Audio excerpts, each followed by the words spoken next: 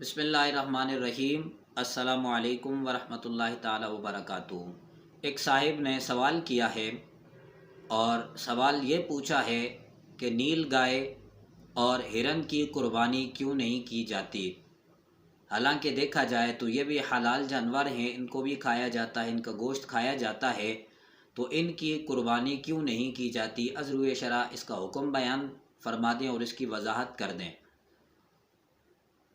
तो देखें, कुर्बानी के लिए ये ज़रूरी है कि वो जानवर जो है, जो कुर्बानी जिसकी की जा रही है, वो घर में पाला हुआ हो, पालतू जानवर हो, जो घर में पाले जाते हैं, वो वाले जानवर हों।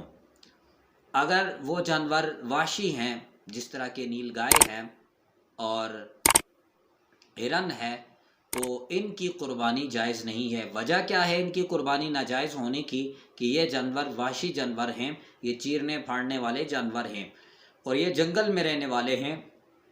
वाशी जानवर होने की वजह से इनकी कुर्बानी जायज़ और दुरुस्त नहीं है।